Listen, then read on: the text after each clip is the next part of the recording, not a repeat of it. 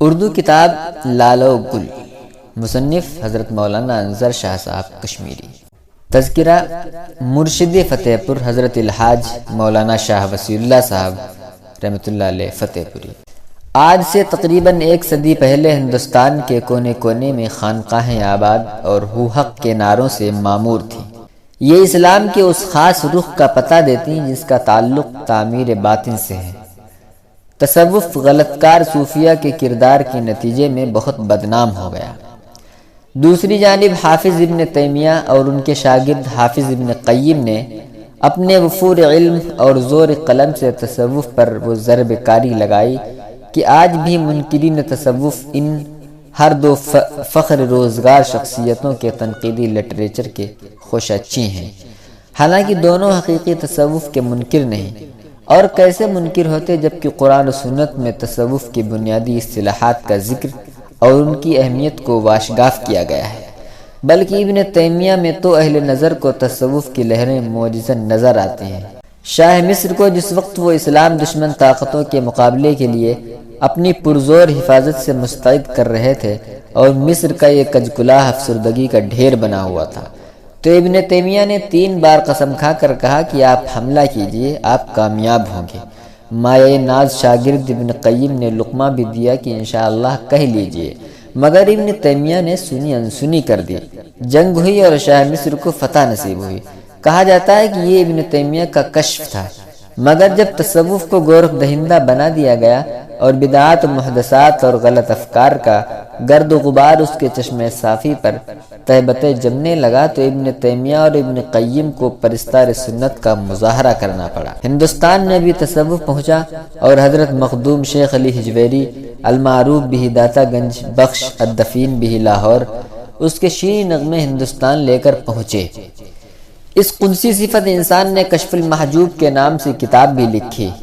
انہی کے مزار پر نور پر سلطان الہند خواجہ معین الدین چشتی اجمیری رحمۃ اللہ علیہ نے چلہ کشی کی، اور یہ واقعہ ہے کہ ہندوستان میں اسلام کا تعارف انہی صوفیہ صافیہ کے نفوس قدسیہ سے ہوا۔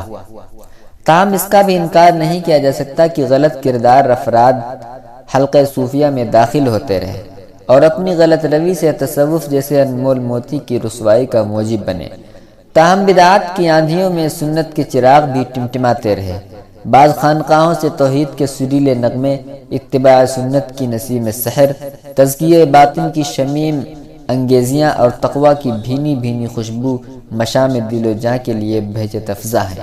اکابر دیوبند جن حضرات کے خوشچی تھے وہ سب تصوف کے علمبردار اور خانقاہی طور و طریق کے حامل تھے، اور یہ بات بلا خوف تردید کہی جا سکتی ہے کہ نصف صدی قبل دارالعلوم سے سند فراغ اس وقت تک کسی کو میسر نہ آتی تاوقتے کہ وہ کسی خانقاہ سے تزکیہ کی سند نہ لے آتا۔ گنگوہ میں حضرت مولانا رشید احمد گنگوہی، تھانہ بھون میں حضرت حکیم الامت مولانا اشرف علی تھانوی، دیوبند میں مولانا محمود حسن المعروف بھی شیخ الہند، سہارنپور میں مولانا خلیل احمد صاحب، رائے پور میں حضرت شاہ عبد الرحیم اور ان کے لواحقین دبستان تصوف کے معلم اول و ثانی تھے۔ ان سب خانقاہوں میں تھانہ بھون کی خانقاہ نرالی تھی۔ حکیم الامت مولانا اشرف علی تھانوی بلا شبہ 13ویں صدی کے مجدد اور اپنے عمل و کردار کے اعتبار سے طبقہ علماء میں منفرد شخصیت کے مالک ہیں۔ استغنا، خودداری، قناعت و توکل، تشخیص و تجویز، تعلیم و تربیت کے وہ سنگ میل انہوں نے تیر و تار راہ میں کھڑے کیے ہیں کہ صدیوں تک گم کردہ راہ مسافر ان نشانات سے رہنمائی پاتے رہیں گے۔ راقم السطور خود مولوی ہے اور مولویوں کی کمزوریوں سے بخوبی واقف، بلکہ ان میں مبتلا، لیکن تمام اکابر میں مولانا تھانوی کی شخصیت نے جس قدر متاثر کیا ایسا متاثر کسی سے نہیں ہوا۔ اور اگر کسی مریض و بیمار کی کسی حاذق و معالج کے بارے میں جبکہ وہ سینکڑوں سے ناکام علاج کرا کر اس کی حذاقت سے فائدہ اٹھا چکا ہو شہادت قبول ہوتی ہے، تو سینکڑوں مولویوں کے قرب جوار میں دور اور قریب سے دیکھنے کے بعد مولانا تھانوی کے بارے میں یہ شہادت معتبر ہونی چاہیے۔ حرص، طمع و طلب دنیا عام مرض ہے، لیکن حضرت تھانوی رحمۃ اللہ علیہ ان بیماریوں سے الحمدللہ تندرست و توانا قلب رکھنے والے ہیں۔ ان کے یہاں روزانہ بڑی بڑی رقموں کے منی آرڈر صرف اس وجہ سے واپس ہوتے کہ وہ شرائط کے مطابق نہ تھے۔ ہدایہ و تحائف کے دروازے پر ایسا مضبوط پہرا لگایا کہ کہ مرحوم کے یہاں کسی کو ہدیہ پیش کرنے کی جرت نہ تھی۔ وہ قبول کرتے لیکن اپنی شرائط کے مطابق۔ مولانا عبد الرحمن کیمل پوری، سابق صدر المدرسین مظاہر علوم سہارنپور، حضرت کے ان خلفاء میں سے تھے جن پر خود حضرت کو ناز تھا۔ ایک بار ایک عریضے کے ذریعے اجازت چاہی کہ قلیل آمدنی ہے، ہدیہ پیش کرنے کو جی چاہتا ہے، لیکن صرف 2 روپے کی کوئی چیز پیش کروں گا، اپنی کوئی پسندیدہ چیز تحریر فرمائیں۔ جواب باثواب یہ تھا کہ آپ کا ہدیہ تبرک سمجھ کر قبول کیا جائے گا، لیکن 2 روپیہ کا نصف یعنی 1 روپیہ بصورت نقد انفع ہے۔ اب کیا عرض کروں، اگر کسی اور مرشد کے یہاں 2 روپیہ کی قلیل رقم ہدیہ کرنے کی جرأت کی جاتی تو مرشد دی ہوئی خلافت 1 نہیں 2 مرتبہ سلب کرتا۔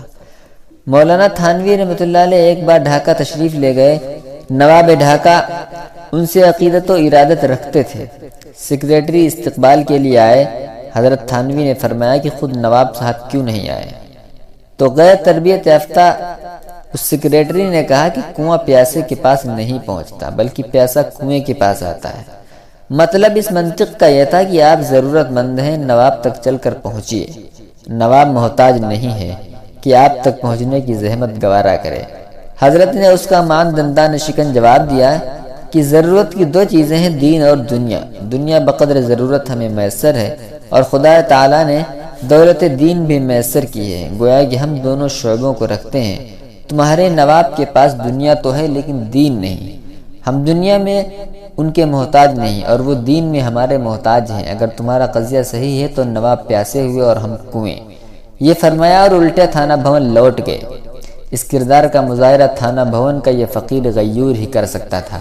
پھر صدیوں سے تصوف، حق کے نعرے، ذکر جہری و سری کا مجموعہ، کچھ خاص مشاغل و افکار کا مرکب سمجھایا جا رہا تھا۔ حضرت تھانوی رحمۃ اللہ علیہ پہلے وہ کامل و مکمل صوفی ہیں جنہوں نے تصوف کا حاصل معاملات کی درستگی، ذاتی و شخصی زندگی کو اسلامی خوبیوں سے جلوہ گر بنانے پر زور دیا اور اس نقطۂ نظر کو اس قوت استدلال کے ساتھ پیش کیا کہ 13ویں صدی میں تجدید کا اڑتا ہوا پھریرا صرف اس مجدد وقت کے ہاتھوں میں ہے۔ ہزاروں ہزار خانقاہ نشین صوفیہ کو دیکھا کہ عبادت و ریاضت میں طاق، ذکر و فکر میں بحر مواج، لیکن معاملات میں بالکل کورے، بلکہ عام انسانی اخلاق سے بھی مار رہا۔ چجائے کہ اسلامی شمائل کا پیکر ہوں، بعض کے یہاں تسنع توسع کے نام پر اور مکارم اخلاق کے لبادے پہنے ہوئے، لیکن ان کا باطن بہیمیت اور درندگی کا مظہر۔ سیاسی اشخاص لیکن رمضان المبارک آتا ہے تو مسجدوں کو جہری ذکر سے لبریز کر دیتے ہیں۔ دنیا کو دھوکہ دینے والے لیکن عشر اخیر کی طاق راتوں کو عبادت کے سوز و گداز سے بھرپور دکھاتے۔ رہ گیا سادہ دل مسلمان تو وہ اپنے دین کی متاع کو بے تکلف ان پر لٹا رہا ہے اور نہیں سمجھتا کہ اے بسا ابلیس آدم روح ہست پس بہر دست نبایت داد دست۔ حضرت مولانا تھانوی کی وحید و فرید شخصیت ہے جس نے حقیقی تصوف کا مطلب سمجھایا اور تصوف کی جلوہ آفرینیاں اپنے پیکر زیبا میں جلوہ گر کی، طریقت کو شریعت کے تابع کیا اور ان دونوں کے مابین جاہلانہ تفریق کے تصورات کو مٹا ڈالا۔ وحدت الوجود و شہود جو صدیوں سے ایک دوسرے کے خلاف نبرد آزما تھے وہ آغوش گیر ہو گئے۔ 1000 تصانیف سے جو مختلف موضوعات پر پھیلی ہوئی ہیں کتب خانہ علم لبریز کر دیا۔ بہشتی زیور گھر گھر پہنچ گیا اور بیان القرآن ہر درسگاہ کی رونق اور ہر مولوی کے کمرے کی زینت ہے، مگر ایک فرقہ ضالہ و مضلہ نے 14ویں صدی کے اس مجدد کو انگریزی کا CID بنا کر اپنی قبروں کو جہنم زار بنایا۔ انہی حضرت نے سینکڑوں خلفاء کی صورت میں صحیح تصوف اور تزکیہ و تقوی کے قنادیل روشن کر دیے۔ حضرت مولانا شاہ وصی اللہ صاحب رحمۃ اللہ علیہ حضرت تھانوی کے ممتاز خلفاء میں تھے۔ طالب علمی کے زمانے میں اعظمی طلباء کی وساطت سے مرحوم کا تعارف کانوں تک پہنچنے لگا تھا۔ میرا مدرسی کا پہلا سال تھا۔ مولانا عبدالحق میاں ملکی کی دعوت پر ان کی معروف انجمن خدام الدین کا گجرات کا تبلیغی دورہ کر کے دیوبند پہنچا اور عید الفطر کے بعد اعظم گڑھ کے لیے رخت سفر باندھ لیا۔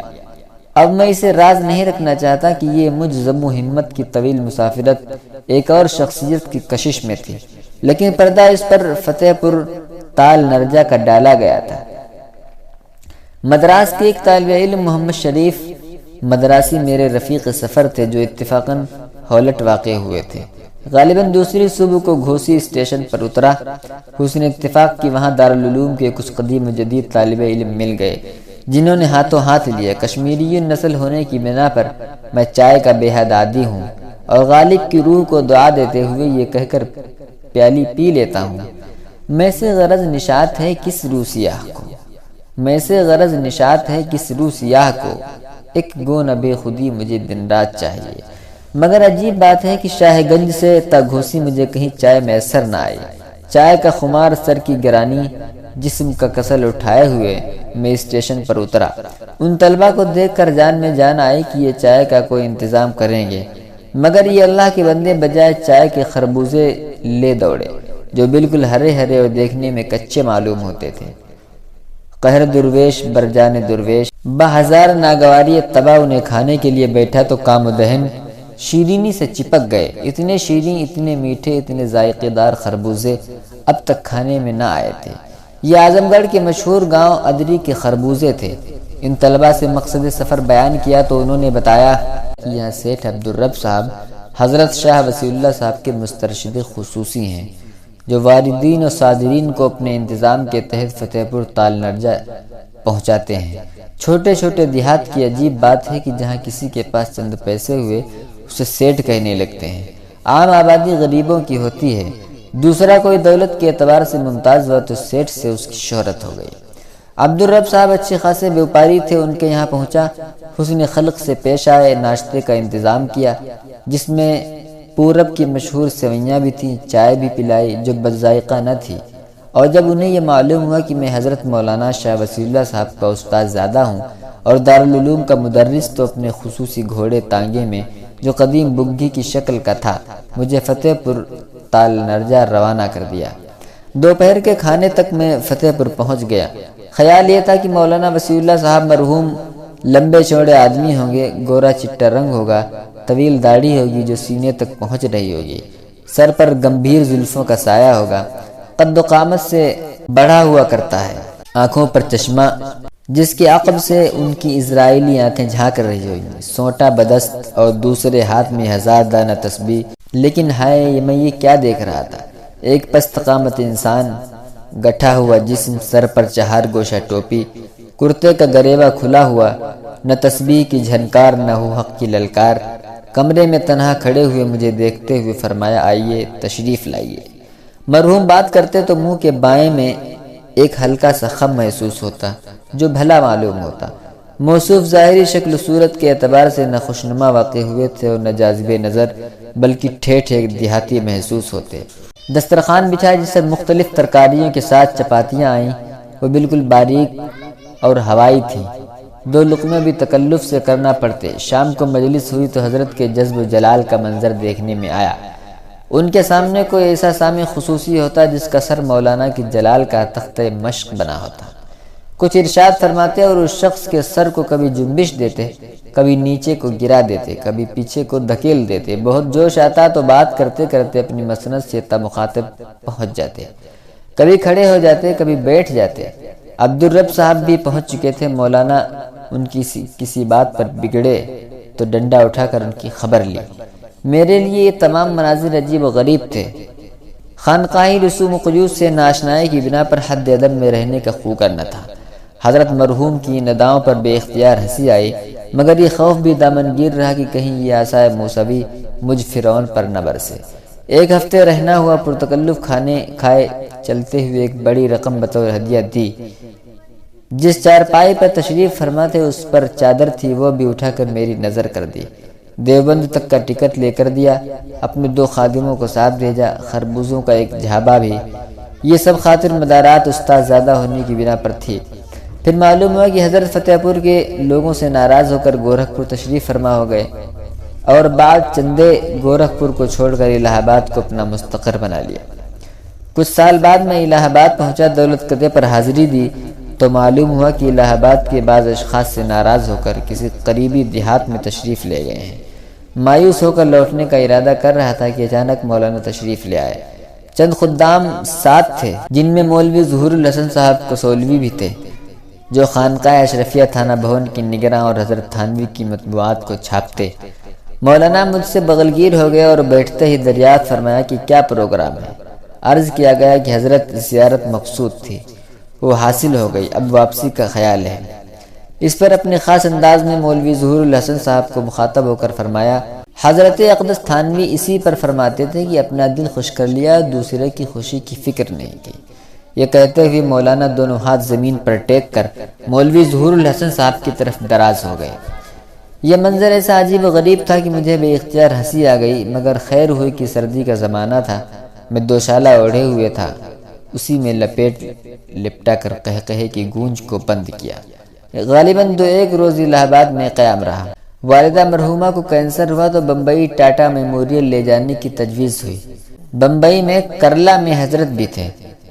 بار بار مجلس میں باریابی کا شرف نصیب ہوا اور پھر معلوم ہوا کہ مرحوم بارادۂ حج بیت اللہ چند رفقا کے ساتھ بحری جہاز سے روانہ ہو رہے ہیں، اور ایک رات جب کہ دارالعلوم کی درسگاہ سے سبق پڑھا کر نکل رہا تھا، کسی نے یہ وحشت انگیز خبر کانوں میں ڈالی کہ حضرت کا وصال ہو گیا۔ جان ہی دے دی جگر نے آج پائے یار پر، جان ہی دے دی جگر نے آج پائے یار پر، عمر بھر کی بے قراری کو قرار آ ہی گیا۔ بات کی تفصیلات سے معلوم ہوا کہ میت مکہ معظمہ لے جانے کا عزم کیا گیا، لیکن برا ہو حکومت کے ضابطوں کا کہ جب مایوس ہو کر جسد خاکی نظر سمندر کر دیا گیا تو سعودی گورنمنٹ کی اجازت میت کو ساحل سمندر پر اتارنے کی پہنچی۔ ہوئے مر کے ہم جو رسوا ہوئے کیوں نہ غرق دریا، ہوئے مر کے ہم جو رسوا ہوئے کیوں نہ غرق دریا، نہ کبھی جنازہ اٹھتا نہ کہیں مزار ہوتا۔ یہ شعر واقعہ بن کر سامنے آیا۔ مرحوم حضرت تھانوی کے اصول و ضوابط پر پابندی سے عمل فرماتے، ان کی مجلسوں میں علم و حکمت کے چرچے رہتے۔ خاص عادت یہ تھی کہ جب بیان فرماتے کتابوں کو اٹھا اٹھا کر لاتے اور اس کے حوالے دیتے، اس سے ان کا علمی ذوق نمایاں تھا۔ مجلس میں غیبت کے موضوع پر خاصہ کی گفتگو ہوتی اور اس بے حد مشغلہ بلکہ خوفناک روحانی مرض کی زہرناکیوں پر خوب بولتے۔ مدرسہ بھی تھا جس میں خود بھی تعلیم دیتے۔ فتح پور تال نرجہ میں ایک بڑی خانقاہ بنائی تھی۔ الہ آباد میں اگرچہ کرائے کے مکان میں مقیم تھے، لیکن وہ بھی بہت کشادہ طویل و عریض تھا۔ جواہر لال بھی اپنے دور وزارت عظمیٰ میں الہ آباد ان کے یہاں دعائے خیر لینے کے لیے حاضر ہوئے۔ اپنے وقت میں حضرت تھانوی کے خلفاء میں بڑا امتیاز پیدا کیا اور خواص بلکہ اخص الخواص ان کی طرف رجوع کرتے۔ ڈاکٹر سید محمود سابق وزیر خارجہ حکومت ہند جب وزارت سے علیحدہ ہوئے تو بہت سی خانقاہوں کا چکر لگا کر مولانا وسیع اللہ صاحب رحمۃ اللہ علیہ کے دامن سے تاموت وابستہ ہو گئے۔ مجلس میں اس پر خاص زور رہتا کہ تم میرے بدن پر گرتے ہو، عمل کرتے نہیں۔ کام کرنے والے اشخاص سے بہت خوش ہوتے اور ناکارہ لوگوں سے دل گرفتہ۔ ایک شعر ہمیشہ ورد زباں رہتا، پھول کیا ڈالو گے تربت پر میری، خاک بھی تم سے نہ ڈالی جائے گی۔ پھول کیا ڈالو گے تربت پر میری، خاک بھی تم سے نہ ڈالی جائے گی۔